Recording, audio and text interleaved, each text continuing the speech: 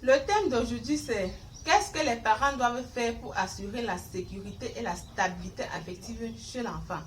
Salut et bienvenue sur ma chaîne. Moi, c'est Blanche. Je suis enseignante à la base, artiste décoratrice, esthéticienne et bien d'autres. Ici, je vous accompagne dans le processus d'éducation de vos enfants en vous donnant des méthodes, des techniques et des astuces qui vont vous permettre de bien jouer votre rôle dans l'éducation, favorisant par la suite les réussites scolaires, professionnelles et émotionnelles. Sans plus tarder, on doit entrer dans le vif du sujet. Je vais commencer par vous donner la définition de sécurité affective. Par la suite, vous dire les causes de l'insécurité affective et pour finir, je vous dirai les facteurs qui assurent, qui renforcent la sécurité affective chez un enfant. La sécurité affective est tout simplement le fait de rassurer un enfant quand il a peur.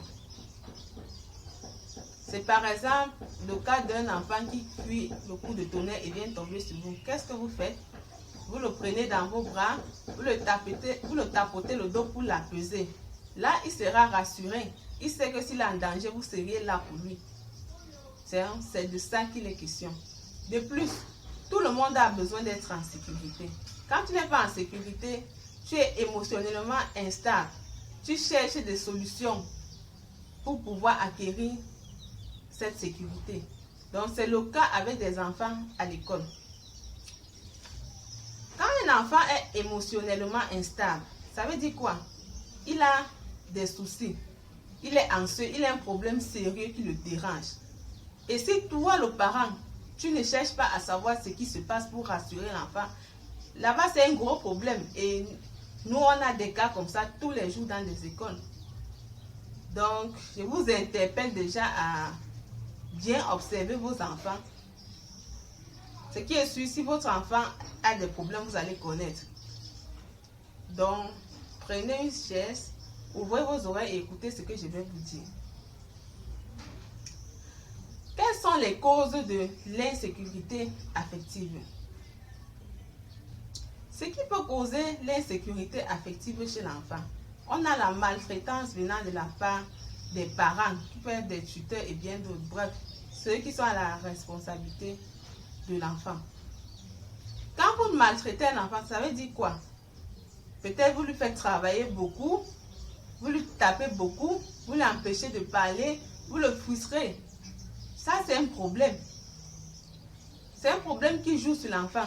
Parce qu'un enfant est émotionnellement instable, il n'est pas disposé à acquérir quoi que ce soit. Tout ce qu'il pense, ça tourne autour de ces problèmes. À côté de ça, on peut avoir les disputes à la maison, les disputes entre les parents, les querelles, la séparation des parents, autant de choses. Donc tout ce que nous faisons joue émotionnellement sur l'enfant.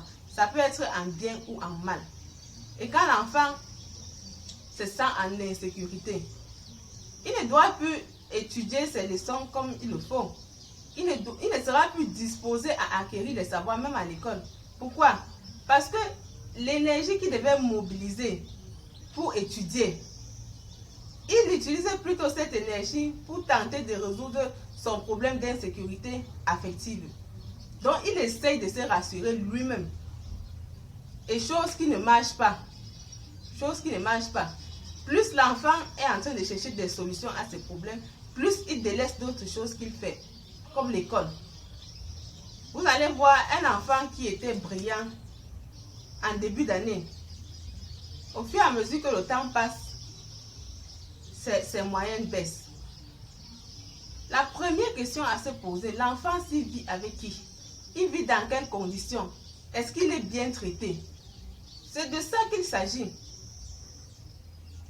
Il faut adopter des comportements qui vont libérer l'enfant.